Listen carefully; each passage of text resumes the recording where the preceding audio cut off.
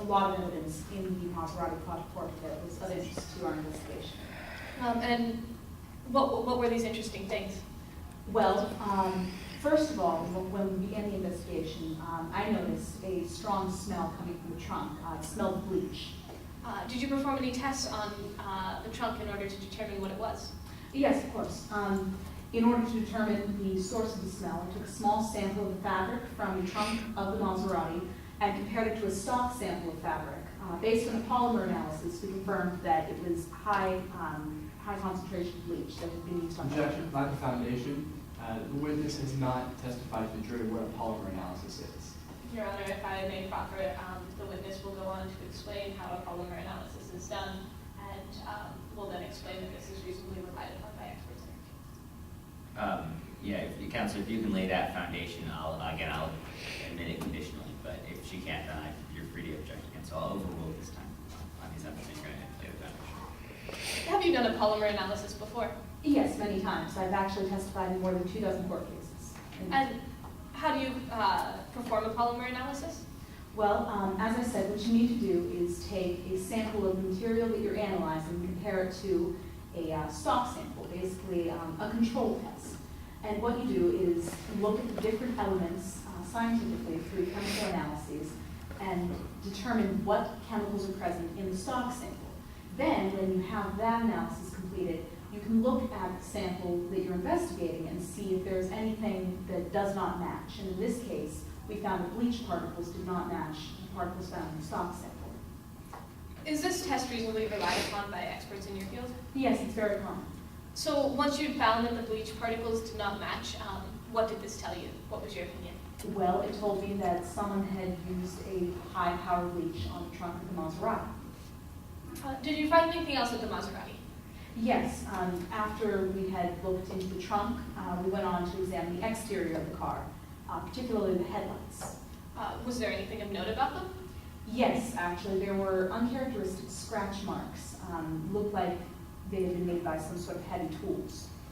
Objection, speculation as to what could have caused the scratch marks in the headlights. Your Honor, the witness is merely giving a lay opinion in this instance, and she said it looked like they had been formed by possibly heavy tools. She was merely recounting her first impression. Well, that's still very much speculation. I mean, she could have, brushed up against a cement wall or something.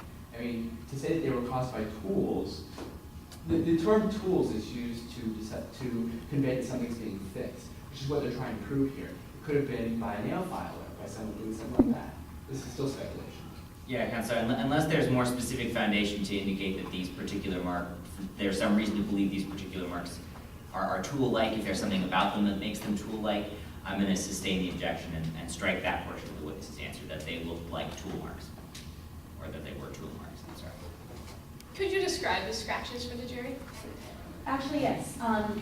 There were many scratches, but most of them were a series of lines that were very close together. To me, it appeared like a Phillips head screwdriver. How the grooves are separated by a very small portion had been dragged along the metal of the car. So based on these scratches, did you analyze the headlights at all? Yes, I did. I actually took the headlights back to my lab. And what did you do with them there? Well, we actually have a barcode scanner in the lab that we use in these cases, and I scanned the headlights through the barcode, scanner, I'm sorry. This barcode scanner is able to tell us the date of purchase and the date of production for car parts, and so it returned the information from the headlights. What was that information? It said that the headlights had been Objection, hearsay. As to which portion of the... As to the content of to the statement made by the bar scanner, to say the date of production of the bulbs. Response? Your Honor, the witness has explained that the barcode scanner was part of their investigation, that it was used in her office on a regular basis, and as such, this testimony is admissible as the witness is aware of how to use the barcode test and the nature of the information it will provide. So are you trying to admit under Rule 704 that Yes. this is underlying factor data for an expert opinion? Yes. Okay, in response to that? I submit on the same argument I had before, it's still hearsay. There's no exception that's been provided, even though she is an expert witness. And Well, it is going to the truth of the matter. If she's making an expert conclusion based on the output of the barcode reader, whether or not the barcode reader output is admissible doesn't matter if there's an expert conclusion. So do you admit that she can or is going to make an expert conclusion based on the output of the barcode reader? No, I don't. I think that she's going to testify exactly what the barcode reader said, where no conclusion is necessarily there, she's just saying a statement. Okay, so it's your contention, she's just conveying the hearsay? Yes. Okay, response to that, Counselor. Your Honor, as an expert, she is aware of how to read the barcode scanner test, and this reading of such would be her expert conclusion. Okay, I'm gonna stop here because I have had I had a run-in with Jeremy about whether this is admissible or not.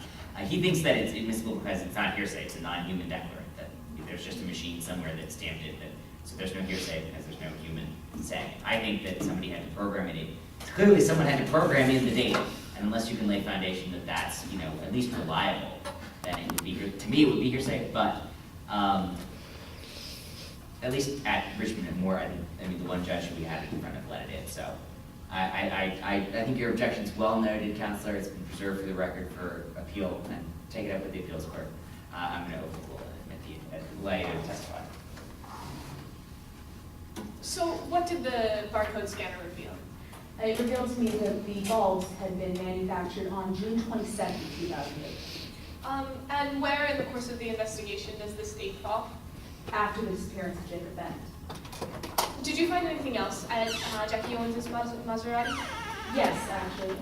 We also found a high quantity of mud caked onto wheels as well as inside the interior of the car. Did you perform any tests to determine the source of this mud? Yes, we did. We actually ran a chemical analysis of the mud and compared it to different samples throughout the region. Could you describe for the jury what this chemical analysis involves? Sure. Much the same as a polymer analysis, when you're analyzing the mud or soil, you want to make sure that you're looking for any sort of chemical or element that is present in a higher quantity than in any other sample that you have available to you. And in this case, we actually found there was a high quantity of calcium carbonate present in the mud, or chalk. Is this test commonly performed in your field? Yes. And now what did the presence of calcium carbonate or chalk tell you? Well, this presence indicated to me that it would have had to come, the mud itself would have had to come from an area with a matching presence, or a proportional presence of calcium carbonate. Are there any such areas in Midlands? Well, yes, actually. There's a presence of chalk in many areas, for example, baseball fields and golf courses. But in particular, there is a presence of chalk at Calkins Cliffs, which we found proportionally matched with mud on the vehicle. So based on this proportional match, did you investigate the Calkins Cliffs? Yes, we did. And did you find anything there? Yes, my team revealed the recovery of the body of Jacob Bennett. And were you able to determine the cause of death? Yes, actually. I was present for the autopsy, and the cause of death was determined to be a gunshot wound. Objection, this is hearsay. Your Honor, this is not hearsay, as the witness not only was present for the autopsy, but is also referring to the prior sworn testimony of a deceased practitioner of autopsies. Is the testimony, is the item she's referring to in evidence? No, not yet. No, we haven't. Do we have that, we can introduce it to evidence, and then we can deal with this issue? Oh, yeah. Just pretend, imagine. May I approach the witness? Do you need to? Oh, not yet. Isn't it stipulated? Oh, yeah, you're right. Is it? Yeah. Both of them are authentic. It's stipulated And authentic. that And the autopsy. the autopsy is stipulated in. There's no objections. Is it stipulated as authentic or as unobjectionable? The autopsy is stipulated as unobjectionable. His Yes, autopsy. It's just authentic. Okay. Do you want to do the admission now? Yes, may we admit the autopsy report into evidence? And I'm assuming because of the stipulation, there's no objection. I don't have that from myself. No objection. Okay, so the autopsy will be received as states 4. Are you familiar